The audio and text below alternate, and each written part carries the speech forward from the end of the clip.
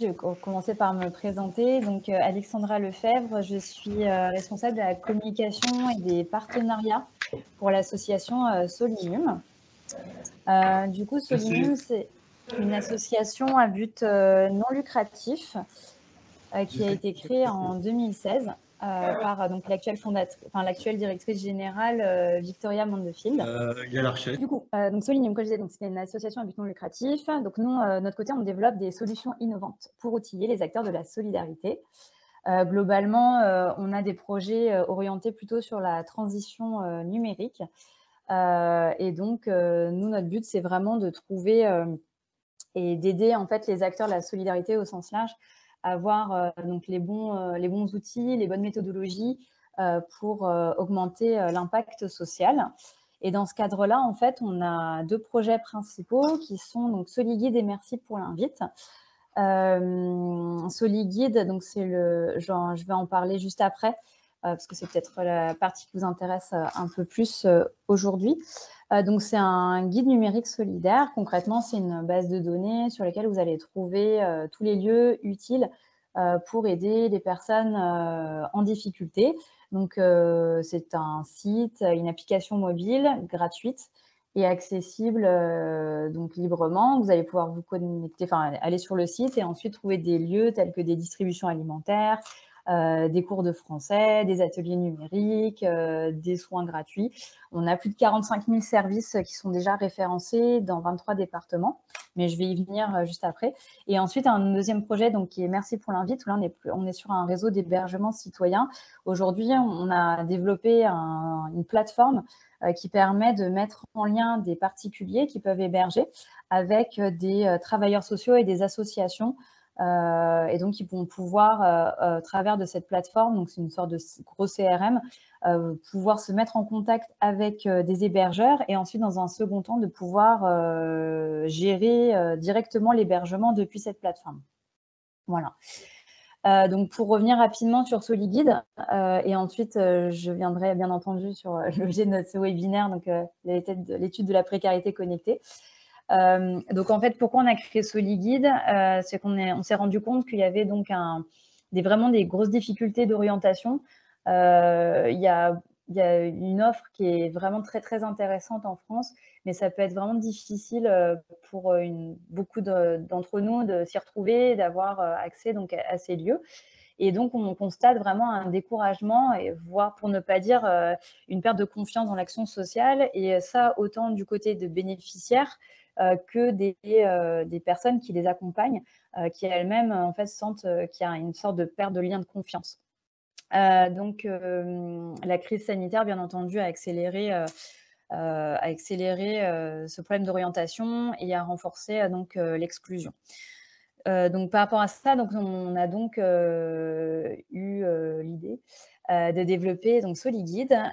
Et donc aujourd'hui, comme je vous l'ai expliqué, ça centralise tous les lieux qui vont pouvoir être utiles à des personnes en situation de précarité, mais plus largement, en fait, à toutes personnes qui auront certaines difficultés ou des besoins à un moment donné, et aussi leurs accompagnants. Donc ça s'adresse autant à des personnes dites bénéficiaires que des travailleurs sociaux, des associations, voilà, toutes personnes qui ont aussi à un moment donné besoin d'orienter des personnes.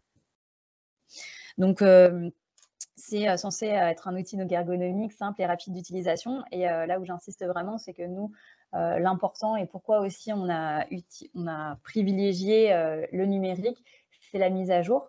Aujourd'hui, enfin, d'une manière générale, on a pu constater qu'il y a un vrai problème de qualité des informations qui sont partagées. Et donc, nous, la véritable ambition de SoliGuide, c'est d'avoir non seulement une base de données centralisée, mais surtout avec des informations qualitatives et des informations mises à jour de moins de 2 mois. Donc là, rapidement, c'est juste pour vous dire qu'il faut imaginer vraiment SoliGuide comme une grosse base de données, donc qui est accessible de différentes manières. Donc vous avez donc le site soliguide.fr, vous avez l'application mobile, vous avez aussi un chat en ligne qui permet de communiquer directement avec nos équipes, des listes imprimables. Donc ça, en fait, ce sont des exports de notre base de données qui permettent d'avoir un ciblage soit sur certaines catégories, soit sur des périmètres géographiques. Et on va pouvoir les imprimer pour les distribuer justement à des personnes qui ne peuvent pas être connectées. Et donc là, on est en partenariat avec plein d'associations comme des maraudeurs qui utilisent ces listes dans le cadre de leur travail. Et enfin, on a ce qu'on appelle une API. Donc là, ça nous permet de partager en temps réel ces informations de la base de données à d'autres plateformes, car notre but, c'est pas de faire doublon avec des outils existants, mais plutôt de partager nos informations. Et donc là, on va se connecter à d'autres bases de données. Par exemple, je ne sais pas si vous connaissez Entourage. C'est une application solidaire aussi. Et en fait, ils utilisent nos données pour leur cartographie. Donc comme ça, en fait, ça permet de ne pas trop perdre les utilisateurs en multipliant les outils.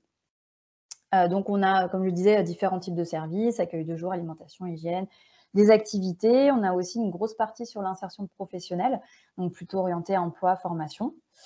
Donc on s'adresse bénéficiaires, action sociale et aussi toute la partie plus collectivité.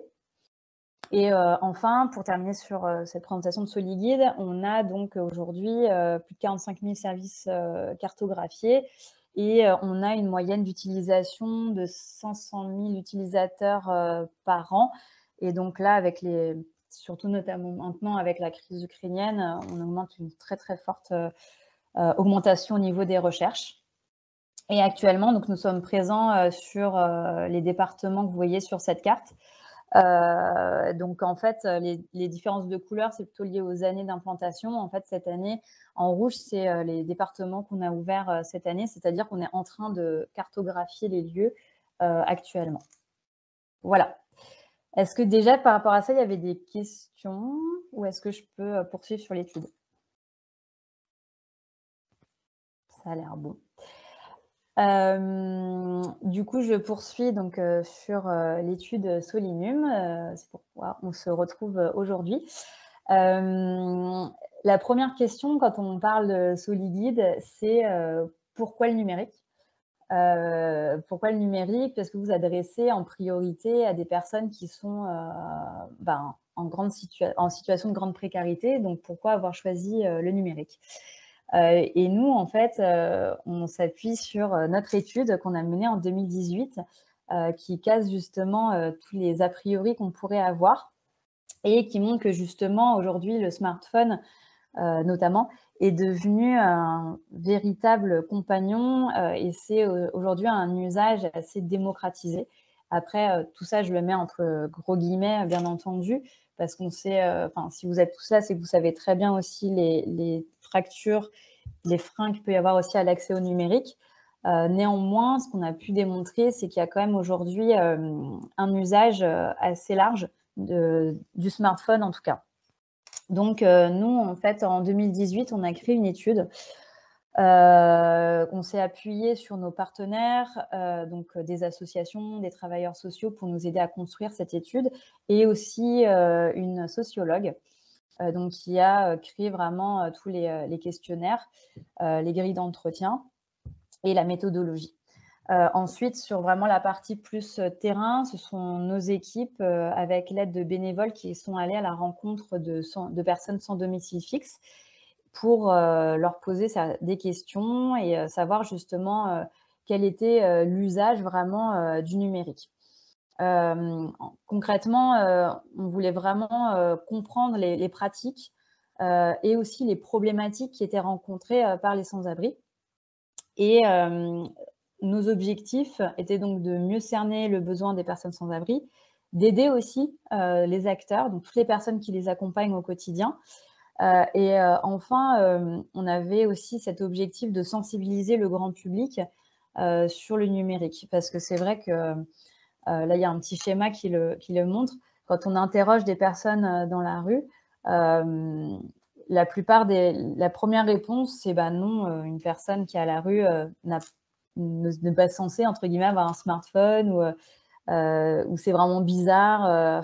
Si une personne, si elle est à la rue, pourquoi un de ses achats, entre guillemets, un achat ou une de ses possessions serait un smartphone? Donc, il y a quand même encore des gros stéréotypes à ce niveau-là.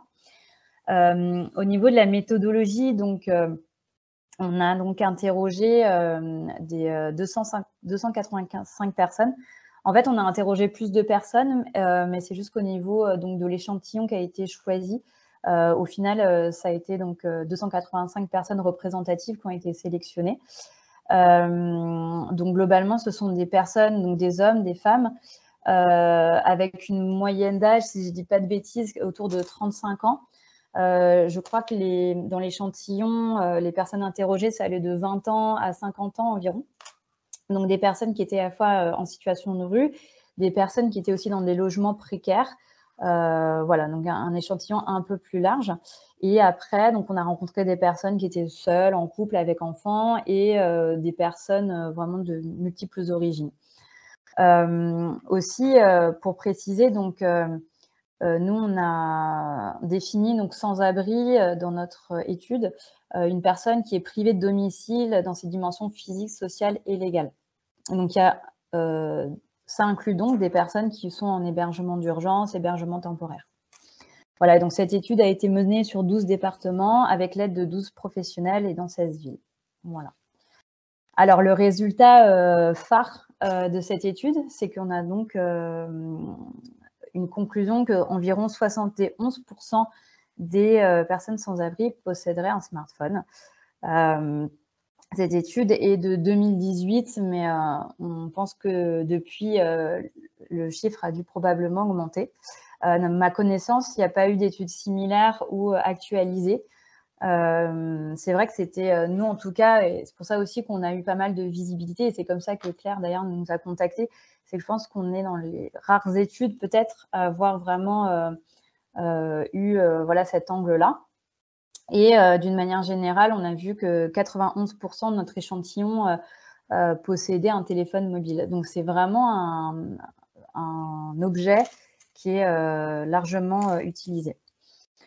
À côté de ça, donc, on a donc par rapport à cet échantillon, on a vu que donc il y avait pas forcément d'usage d'autres outils. On a vu aussi une grosse problématique, c'est que voilà, donc en termes de changement d'équipement, il y a tout de suite un premier frein. Donc c'est très compliqué une fois qu'on a soit on a perdu un téléphone ou il ne fonctionne plus, de le changer lorsqu'on est en situation de précarité. On s'est aussi intéressé sur les différentes offres. Voilà, et donc aussi les problématiques qui pouvaient être rencontrées sur les connexions. Donc c'est vrai que globalement, la connexion, c'est un des premiers freins. On a vu que la plupart des personnes se connectaient sur les réseaux gratuits. Le problème, ça va vite être sur les niveaux de les connexions lentes, instables et non sécurisées. Ensuite, sur l'accès à l'ordinateur, on a aussi vu qu'il y avait très peu de moyens pour des personnes qui étaient à la rue d'y avoir accès. Pourtant, c'est vraiment, aujourd'hui, on se rend compte que c'est vraiment très utile pour l'accès aux droits et pour enclencher des démarches administratives, mais que derrière, donc c'était aujourd'hui encore très, très peu accessible. Un autre problème qu'on a pu voir, c'était bien entendu les problèmes de chargement des téléphones. Donc aujourd'hui, moi je pense que depuis, ça quand même, ça s'est amélioré, mais au moment de l'étude, c'est vrai que pour vraiment avoir des lieux de rechargement de leur téléphone, il y avait une grosse difficulté. Et en plus, ça allait souvent de pair, mais les endroits de chargement donnaient souvent lieu à des vols d'appareils. Et donc, il y a eu 30% des personnes qui ont été interrogées qui ont été victimes de vols de leur téléphone. Voilà, donc ensuite, sur les pratiques, c'était assez varié. On va dire que d'une manière générale, il y avait quand même une pratique quotidienne au niveau du smartphone, enfin, de l'utilisation d'un téléphone. Voilà, donc c'est assez, pour le coup, c'était pas forcément hyper représentatif sur l'utilisation. Une info intéressante aussi, donc qui est plutôt liée à l'urgence sociale, c'est vrai que j'en ai pas trop parlé, mais c'est vrai que au niveau du 115, on nous avait remonté l'information parmi les personnes qu'on avait interrogées, qu'ils avaient vite abandonné ce numéro parce qu'il n'y avait pas de réponse rapide, voire pas du tout. Sinon, d'autres infos qui peuvent vous intéresser, donc c'est que dans notre échantillon, 57% des personnes interrogées possédaient une adresse mail personnelle. Et c'est vrai qu'une des raisons, c'est surtout pour se connecter aux sites d'aide et aussi aux sites d'emploi. Mais à côté de ça, et c'est aussi à mettre en perspective, c'est que l'autonomie pour les démarches administratives était difficile, c'est-à-dire qu'environ 58% des personnes ne se sentaient pas autonomes et que les sites sur lesquels on doit faire des démarches, en tout cas, du moins à cette époque, n'étaient pas du tout adaptés et assez complexes. Donc, il y a vraiment, ça donne un vrai besoin d'accompagnement sur les démarches administratives. Un autre résultat qu'on a eu, c'est que finalement, l'usage, au-delà des démarches administratives, c'est que l'usage d'Internet est aussi un moment de se sortir de ce quotidien difficile. Donc, il y a aussi tout un pan de divertissement, de sociabilisation. Donc, il y a une grosse utilisation des réseaux sociaux. C'est un moyen aussi de rester en contact avec les familles et les amis, surtout pour des personnes qui ont des familles dans d'autres pays ou plus loin. Donc, c'est vrai que c'est aussi un lien social. Ça permet de maintenir ce lien. Donc, c'est aussi un résultat hyper intéressant.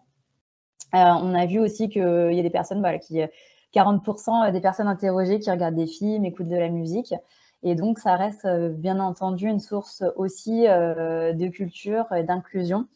D'autant plus qu'on avait certaines personnes qui nous avaient remonté qui n'étaient pas forcément les bienvenues dans des lieux de culture comme des musées, des cinémas ou des bibliothèques. Voilà. Ça, c'était plus pour par rapport à la population interrogée. On a constaté que forcément, il y avait des disparités. Donc, par exemple, au niveau de l'âge, donc c'est vrai que les personnes plus jeunes avaient tendance à posséder un smartphone et les personnes un peu plus âgées, du coup, un peu moins de possession. On a constaté aussi que c'était un outil qui était très utilisé des demandeurs d'asile, des personnes réfugiées. Ce qui vient aussi en écho à ce qu'on a dit auparavant sur le fait que c'est un véritable lien social et que c'est un outil vraiment intéressant, enfin indispensable, pardon, pour maintenir ce lien et aussi pour l'accès aux droits. Et on a aussi une grosse différence, une disparité entre des personnes diplômées et des personnes sans diplôme. On voit que globalement, les personnes diplômées sont beaucoup plus à l'aise avec le numérique d'après leurs réponses. Pareil au niveau des situations familiales, on voit que les personnes en famille possèdent pour 86% d'entre elles des smartphones, donc pas toujours parmi les personnes interrogées. On voit une disparité aussi entre l'échantillon hommes et femmes, où en fait on voit que les hommes se sentiraient a priori plus à l'aise sur le numérique que les femmes. Et voilà. Et puis après, il y avait une notion sur le logement. Où voilà, 53% des personnes en précarité de logement depuis plus de 5 ans possèdent un smartphone. Voilà, donc ça,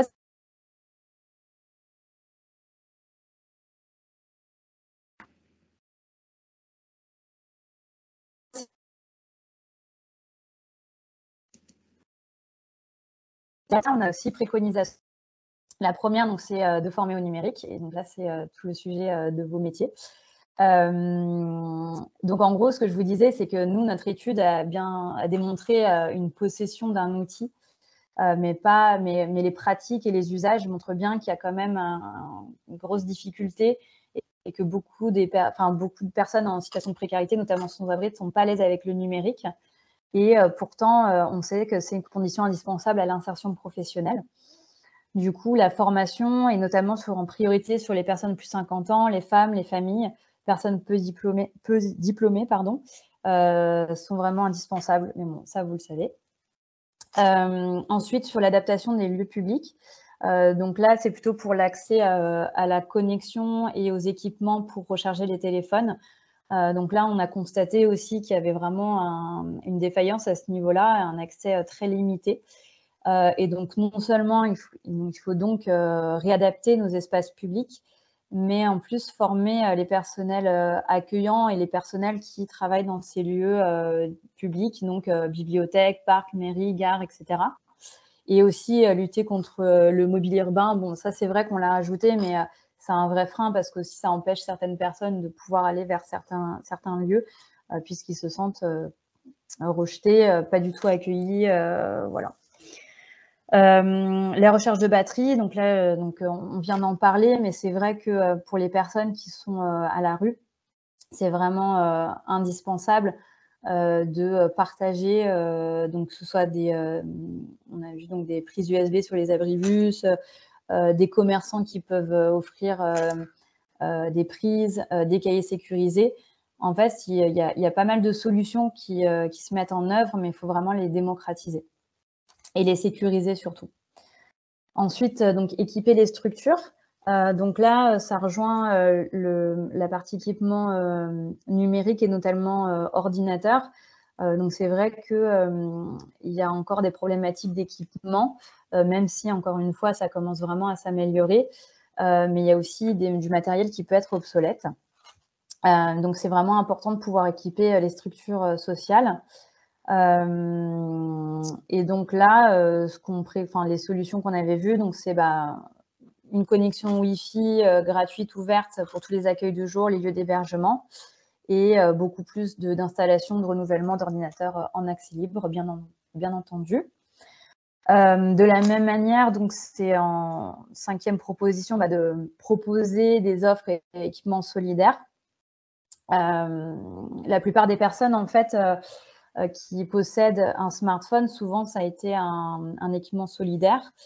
Donc la démocratisation de ces offres est vraiment essentielle, et aussi d'avoir des cartes prépayées, parce qu'on parlait des connexions, mais c'est vrai que les cartes prépayées sont vraiment intéressantes. Et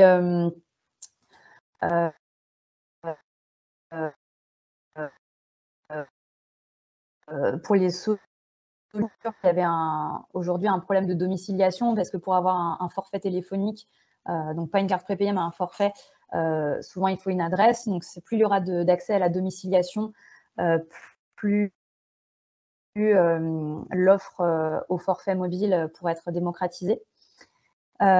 Proposer donc il y a des initiatives comme Emmaüs Connect, par exemple, qui le proposent. Et en dernière préconisation, donc adapter les démarches en ligne.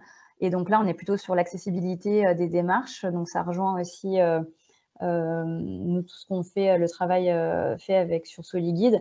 C'est qu'aujourd'hui, donc les personnes se sentent vraiment face à un mur et une montagne pour tout ce qui doit être fait et compréhensible. Donc globalement, il faut vraiment améliorer cette accessibilité, notamment pour les personnes qui n'ont pas d'accès à un PC, donc déjà qu'il y ait des versions mobiles, pour des personnes qui sont illettrées, allophones, non diplômées, sans papier ou demandeurs d'asile, d'avoir vraiment une ergonomie plus adaptée, de la traduction, ça c'est hyper important, de rendre accessible donc à ces personnes illettrées, et de développer des clouds solidaires pour pouvoir stocker tous les documents administratifs ou autres qu'on ne peut pas stocker autrement lorsqu'on est dans une situation de précarité à la rue, par exemple. Et donc là, il y a des solutions comme Reconnect qui ont des clouds solidaires. Voilà, pour la petite présentation. Du coup, c'est le moment où je vais arrêter mon partage. Voilà. C'est le moment, donc si vous avez des questions par rapport à ce que j'ai dit. Je pense que... La question de Tiffaine, elle demande comment avoir accès à Soliguide dans le Loiret. Alors, actuellement, donc Soliguide, on n'a pas initié de cartographie dans le Loiret. Nous, comment on fonctionne, en fait, tout simplement, on vient là où il y a un besoin.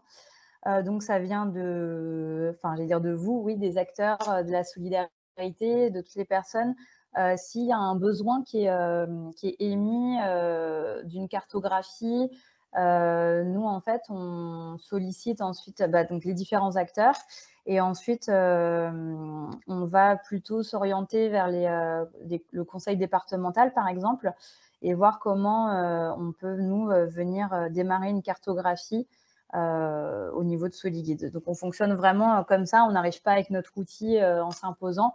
C'est vraiment...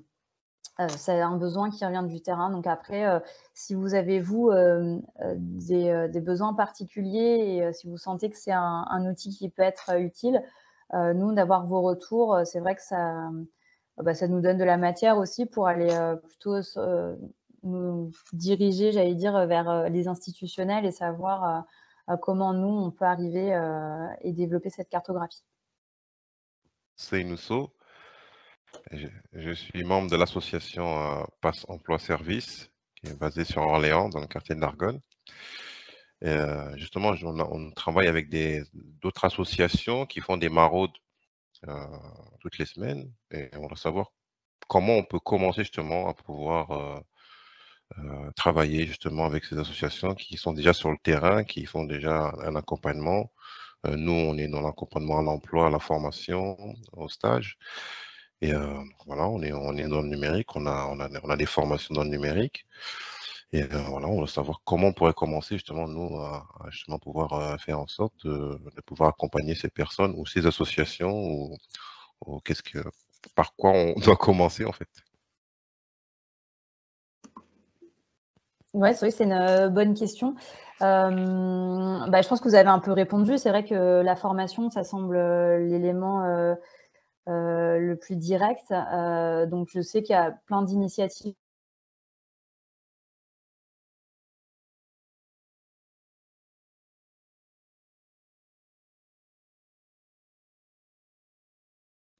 locales, comme Emmaüs Connect ou d'autres qui font... Mince, j'ai été coupée, je crois. Oui, il y a une Ah, pardon. Oui, j'allais dire pour pouvoir vraiment informer les associations partenaires de l'existence de vos solutions, de vos formations et qui puissent les orienter vers chez vous. C'est déjà une première chose. D'accord. Et après, peut-être aussi, dans un second temps, c'est former les formateurs. C'est vrai que ça peut être aussi intéressant. C'est-à-dire que, et je sais que, pareil, il y a une association, mais il faudrait que je retrouve le nom, qui propose des formations au numérique destinées à des personnes qui vont former au numérique. Et donc là aussi, pouvoir vous être plutôt un support à ces personnes qui vont accompagner des personnes en situation de précarité. Je pense que c'est vraiment intéressant. Mais ouais, ce serait déjà avoir cette information. Et encore une fois, je rejoins toujours Soliguide, mais c'est vrai que nous, c'est là-dessus qu'on se base. C'est déjà pouvoir informer des endroits où les personnes peuvent aller. C'est déjà un premier pas, à mon sens. D'accord. Très bien. Merci. Avec plaisir. Alors, du coup, je vais poser la question de Madame Mella. Désolée pour le dysfonctionnement avec les micros. J'ai essayé de réactiver ça, mais ça semble pas fonctionner. Donc, la question est de savoir quelle serait la différence les plus apportée par votre association par rapport à ce qui existe déjà sur notre territoire. Donc, par exemple, on a procédé au référencement des structures qui peuvent apporter un accompagnement sur le numérique sur la plateforme des bons. Et Digilab, auquel fait référence Madame Mella, c'est des permanences d'aide aux démarches en ligne qui sont animées dans les actions sociales des CCS de la ville d'Orléans par l'association Action Numérique, qui est une association qui travaille sur la médiation et l'inclusion numérique. Oui, en fait, nous, par exemple, les bons clics, donc c'est WeTakeCare, on est en partenariat avec eux. Nous, encore une fois, l'idée, c'est de ne pas superposer, multiplier les outils. En gros, nous, l'idée de Soliguide, c'est vraiment d'avoir, pour le coup, une cartographie très, très large. Et on va aller vraiment de l'urgence sociale à l'insertion pro, là où d'autres outils vont plutôt s'orienter sur des catégories spécifiques. Et souvent, en fait, c'est entre guillemets, il y a assez de place pour tous parce que là, ils vont s'adresser vraiment à un besoin particulier sur l'accompagnement numérique. Et nous, on va tout inclure. Donc, c'est vrai que nous, encore une fois, on peut s'adresser à des travailleurs sociaux qui vont pouvoir, à un moment donné, orienter vers des distributions alimentaires, tout comme des ateliers numériques, ou alors une personne bénéficiaire qui va avoir besoin de chercher un service à un moment donné. Donc après, si ça s'intègre, s'il y a des solutions existantes, parce que pour le coup, je ne les connais pas très bien dans le Loiret, mais s'il y a une solution similaire, par exemple, à SoliGuide, nous, dans tous les cas, on n'a aucun intérêt à s'y intégrer. Comme je l'ai dit, nous, on ne cherche pas du tout à venir en plus d'un autre outil. Par contre, ce qu'on fait souvent, nous, c'est, j'en ai parlé brièvement dans la présentation, c'est plutôt du partage d'infos via notre API. Et donc, en général, on va partager des infos, par exemple, pour éviter que les acteurs se mettent à jour sur une plateforme et sur l'autre. Si on parle, par exemple, des bons clics, nous, ce qu'on va faire, c'est se connecter à la plateforme des bons clics, parce qu'en plus, on les connaît, on est en partenariat avec eux, et pouvoir intégrer certaines données sur SoliGuide. Et inversement, si eux, ils ont besoin à un moment donné d'étendre leur cartographie. Donc là, ils vont avoir les ateliers, mais à un moment, ils vont vouloir peut-être, je ne sais pas, mettre des cours de français, j'en sais rien. Et à ce moment-là, plutôt que de, eux, repartir sur un référencement, une cartographie, une mise à jour, ils vont directement, avec notre API, pouvoir les mettre sur leur site. Donc, on travaille toujours en bonne intelligence avec les outils existants. Et encore une fois, nous, les besoins, ils émanent toujours du terrain. On les invente pas. Et c'est pour ça que je vous disais, dans notre démarche, on est surtout sur de la co-construction et plus que pour arriver comme ça directement et d'imposer un outil. Si sur la question de la formation, donc qui est une de vos préconisations, est-ce que vous avez des exemples d'actions de formation adressées spécifiquement aux personnes sans abri qui auraient été mises en œuvre sur d'autres territoires? Alors, je suis sûre qu'il y en a plein. Moi, là, maintenant, tout de suite, je les aurais pas en tête, mais je sais qu'il y a plein d'initiatives locales à ce niveau-là, mais je suis vraiment désolée pour le coup, je ne pourrais pas vous les citer précisément. Est-ce que répéter la question? Du coup, je voulais savoir si vous aviez prévu de renouveler votre enquête, puisque ça fait déjà quelques années. Donc, pour voir comment la situation évolue et puis pour voir également si des initiatives telles que celles que vous préconisiez ont été mises en œuvre. Alors oui, on aimerait beaucoup, mais là, on va plutôt être confronté pour le coup à des problèmes de ressources. Mais c'est une idée. Nous, de toute façon, tout le volet études va être développé. Et à vrai dire, on attend un sociologue qui va intégrer nos équipes normalement cet été. Et donc, c'est l'idée. On aimerait beaucoup réactualiser cette étude, d'autant plus que, comme je vous l'avais dit, je ne crois pas qu'il y ait eu d'études similaires ou plus récentes. En tout cas, pas à ma connaissance. Et on sait que c'est une information très importante. Et derrière, nous, ce qu'on veut faire aussi, c'est vraiment valoriser toutes les informations qu'on a collectées, notamment au niveau de SoliGuide, les valoriser dans le sens où je pense qu'on peut vraiment faire des choses très, très intéressantes comme des tableaux de bord, montrer certaines zones blanches où il n'y a pas justement de dispositif d'aide. On peut, en fait, on s'est rendu compte qu'on avait vraiment une richesse qui permet aujourd'hui d'aider les décideurs à mettre en œuvre des actions vraiment concrètes sur toutes ces données du social. Donc ça, là-dessus, c'est un très, très gros enjeu chez nous et on est vraiment en train de se structurer en interne pour pouvoir participer à ces études. Et en attendant, nous, on partage ces informations, on participe à des diagnostics. Par exemple, on a participé récemment à un diagnostic sur la précarité alimentaire en Seine-Saint-Denis, où là, donc, on a pu justement transmettre des informations sur l'état des lieux des différents points de distribution alimentaire.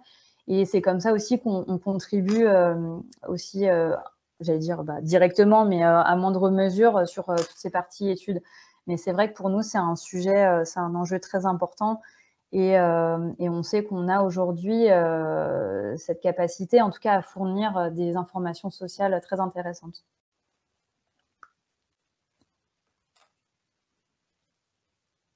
Alors, une nouvelle question de Madame Mella. Comment procédez-vous pour améliorer l'ergonomie des démarches en ligne? Les administrations sont-elles réceptives à ce problème et jouent-elles vraiment le jeu? Par exemple, la préfecture pour les étrangers, Pôle emploi. Alors là, pour le coup, c'est pas vraiment une réponse à laquelle je peux répondre parce que nous-mêmes, on n'est pas du tout dans cette démarche-là d'aider à l'amélioration de l'ergonomie. Moi, le seul exemple que je peux vous donner, c'est plutôt nous, sur SoliGuide, comment on fonctionne. Et pour le coup, nous, on fait des ateliers de co-construction avec des bénéficiaires. Ces ateliers-là, justement, vont aider à améliorer l'accessibilité à l'outil. Par exemple, on a développé le système de pictogrammes grâce à ces ateliers de co-construction. Et là, on est en train de justement développer plutôt la partie pour les personnes malvoyantes. Voilà, enfin, on améliore comme ça les outils. Mais vraiment pour la partie démarche en ligne administrative, on n'intervient pas du tout sur ces sujets. Nous, on a juste relevé le problème et fait une préconisation. Mais je ne pourrais pas vous en dire plus. Et du coup, dans les ateliers de co-construction dont vous parlez, vous avez mobilisé notamment des personnes sans abri, par exemple? Oui, c'est ça, c'est ça. En fait, on mobilise des personnes grâce à nos partenaires. Quand je dis partenaires, ça va vraiment être les structures de l'action sociale.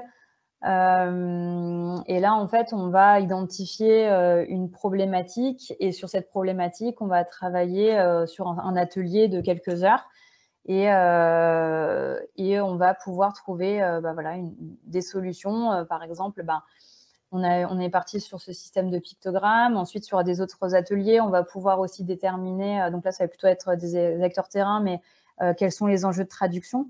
Donc, c'est comme ça aussi qu'on peut prioriser quelle langue on va d'abord traduire en fonction des besoins terrain, etc. Encore une fois, nous, l'idée, c'est plutôt d'avoir des remontées et d'améliorer l'existant plutôt que nous de s'imaginer quelque chose.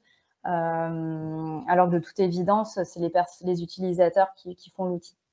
Je suppose que c'est ça, vous avez évoqué que vous aviez mis au point des pictogrammes pour votre SoliGuide. Ouais.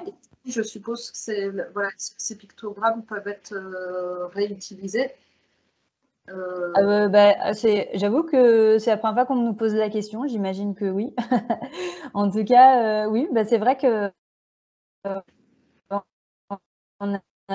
c'est la première fois qu'on me pose la question. Je dirais plutôt que oui, mais ce serait intéressant. Peut-être qu'on pourrait en reparler directement si ça vous intéresse, pour voir comment on peut en effet parce que c'est un graphiste, nous, donc là, c'est peut-être plus sur des questions de droit au niveau du créateur des pictogrammes, mais j'imagine que ça peut être partageable, j'imagine. Mais ce serait intéressant, je vais me renseigner du coup, plutôt d'un point de vue légal pour le coup.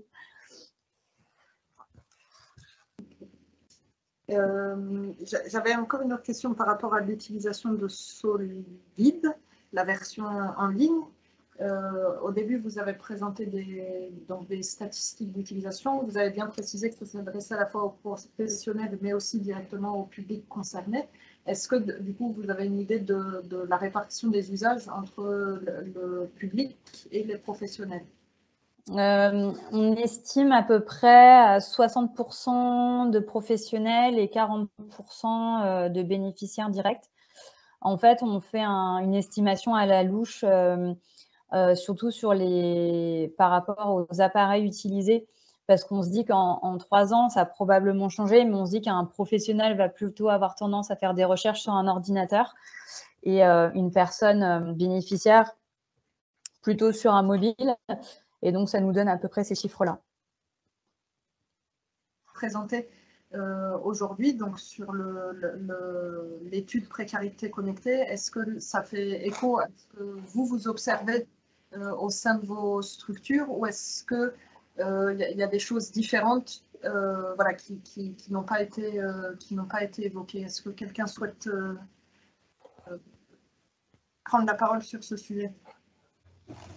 Est-ce que ça marche? Oui. Oui. Oui. Je me remets en caméra aussi. En fait, ça aurait été bien que... Donc, François François Lemoine, je suis médiateur numérique à l'association socio-culturelle abrasienne à côté d'Orléans. Donc, l'association qui gère les centres sociaux de la ville. Je travaille en partenariat avec différents services de la ville, dont le CCAS. Et c'est dommage que Tiffaine Duriot ne puisse pas parler, puisqu'elle essaye de convaincre plusieurs personnes qui sont en situation de fragilité, de précarité, d'avoir recours à l'aide informatique et Internet. Souvent, il y a des personnes qui sont très éloignées, qui sont un peu par le fait, un peu en marge de la société, par des problèmes financiers ou de manque de niveau scolaire, et qui sont parfois réticents aussi d'utiliser le numérique, manque de moyens, manque de finances, donc manque de matériel, mais aussi une certaine appréhension, voire pour quelques personnes, une peur d'être fliqué, peur d'être surveillé par l'administration, ou parfois ça va dans un petit peu des délires de complot, enfin, c'est quelques cas exceptionnels, on va dire, mais une appréhension d'un univers qu'ils ne maîtrisent pas, peut-être de peur d'être un peu contrôlé par l'administration par rapport aux ressources ou enfin aux démarches. Moi, j'ai peu de personnes concernées par la précarité directement, mais celles que je trouve, enfin que j'accompagne et qui ont ces difficultés sont souvent des difficultés financières, donc qui n'ont pas d'ordinateur ou de smartphone assez récent.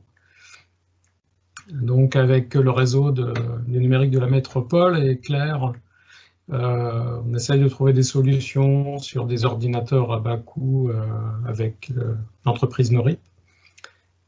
Voilà, en gros. Merci François.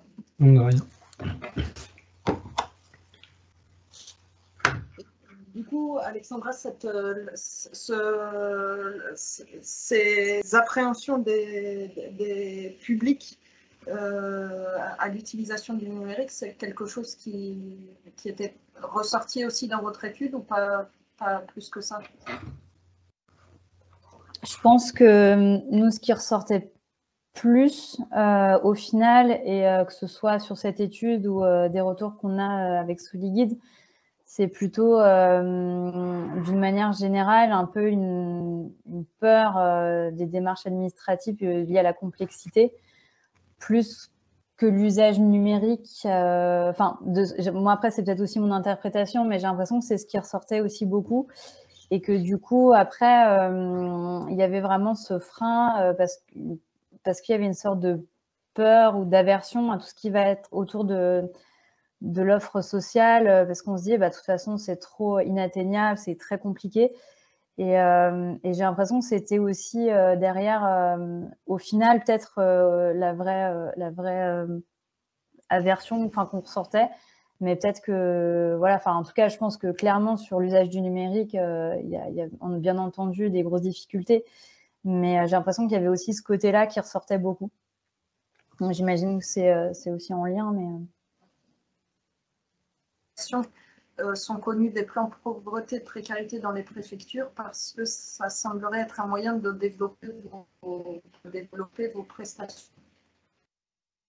Oui, tout à fait. On est en lien avec les commissaires à la lutte contre la pauvreté.